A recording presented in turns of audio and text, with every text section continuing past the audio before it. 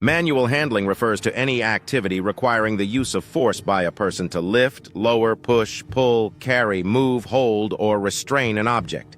In the construction industry, manual handling is a common and often necessary activity given the nature of the tasks involved. However, improper manual handling can lead to significant health issues, including musculoskeletal disorders, MSDs, which are prevalent in the construction sector.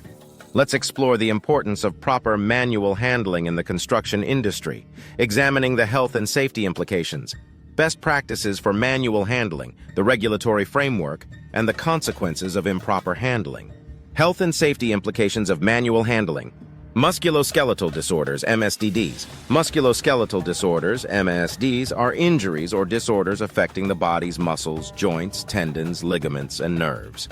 They are commonly associated with manual handling activities, such as lifting heavy loads, repetitive movements, and awkward postures. MSDs can result in chronic pain, reduced mobility, and long-term disability, significantly impacting a worker's quality of life and ability to perform their job.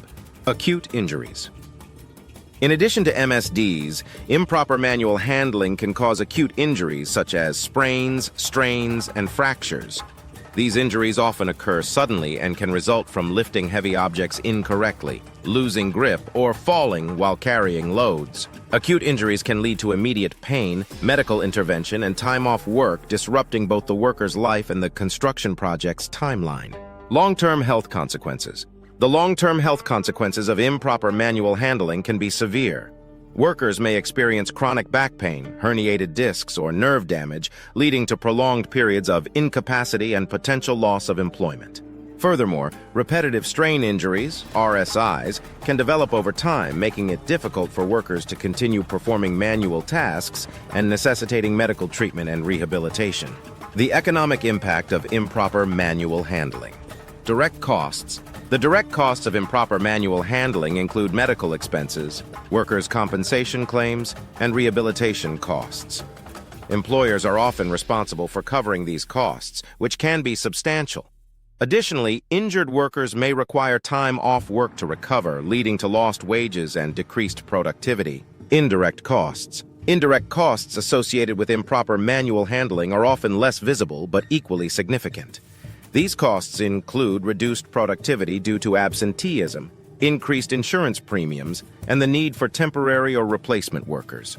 Project delays and disruptions caused by injuries can also lead to financial losses and damage to the company's reputation.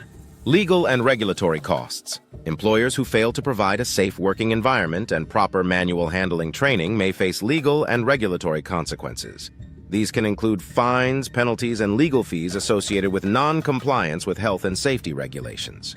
Furthermore, legal action taken by injured workers can result in substantial settlements or judgments against the employer. Regulatory framework for manual handling. Occupational Safety and Health Administration, OSHA.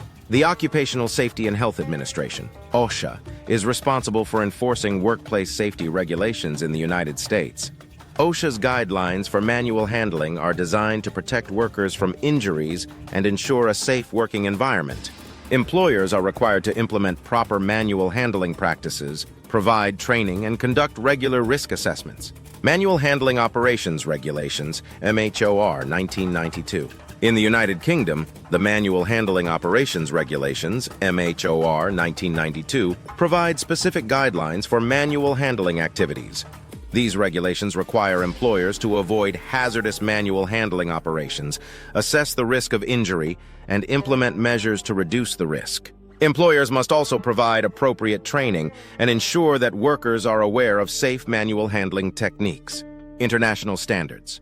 Various international standards, such as those established by the International Labor Organization, ILO, emphasize the importance of proper manual handling in the construction industry. These standards advocate for risk assessments, preventive measures, and worker training to mitigate the risks associated with manual handling activities. Best practices for proper manual handling. Risk assessment and planning. Effective manual handling begins with a thorough risk assessment. Employers must identify potential hazards associated with manual handling tasks and evaluate the severity of risks. This assessment should inform the development of a manual handling plan, outlining specific measures to mitigate identified risks. Proper planning also involves considering alternative methods for handling heavy loads, such as using mechanical aids or team lifting. Ergonomic principles. Ergonomics involves designing the work environment and tasks to fit the capabilities of the worker. Applying ergonomic principles to manual handling can significantly reduce the risk of injury. This includes ensuring that workstations are at an appropriate height, minimizing the need for repetitive movements, and providing adjustable equipment to accommodate different workers. Training and education. Training is a crucial component of proper manual handling. Workers must be educated on safe lifting techniques, such as bending the knees, keeping the back straight, and using the legs to lift. Training should also cover the importance of avoiding awkward postures, overreaching, and excessive force. Regular refresher courses and practical demonstrations can reinforce safe manual handling practices. Use of mechanical aids. Mechanical aids such as trolleys, hoists, and forklifts can significantly reduce the physical strain associated with manual handling tasks. Employers should provide access to appropriate mechanical aids and ensure that workers are trained in their safe use. Regular maintenance and inspection of equipment are also essential to ensure their reliability and safety. Safe work practices. Implementing safe work practices is essential for minimizing the risks associated with manual handling. These practices include 1. Team lifting. For heavy or awkward loads involving multiple workers in the lifting process can distribute the weight and reduce the risk of injury. 2. Load assessment. Before lifting, workers should assess the weight and size of the load, ensuring it is manageable and within their physical capabilities. 3. Clear pathways. Ensuring that pathways are free of obstacles and well lit can prevent trips and falls while carrying loads. 4. Proper grip. Workers should use a secure grip when lifting and carrying objects, keeping the load close to the body to maintain balance and control. The role of employers and workers in manual handling safety. Employer responsibilities. Employers play a critical role in ensuring proper manual handling practices on construction sites. Their responsibilities include 1. Conducting regular risk assessments and updating manual handling plans. 2. Providing appropriate training and education on safe manual handling techniques. 3. Supplying mechanical aids and ensuring their proper maintenance. 4. Promoting a culture of safety and encouraging workers to report hazards and near-miss incidents. 5. Implementing ergonomic solutions to reduce the physical strain on workers. Worker responsibilities. Workers also have a responsibility to adhere to safe manual handling practices. Their responsibilities include 1. Attending training sessions and applying the techniques learned. 2. Assessing loads before lifting and seeking assistance for heavy or awkward objects. Using mechanical aids when available and following proper procedures. 4. Reporting any hazards, injuries, or unsafe practices to their supervisors. 5.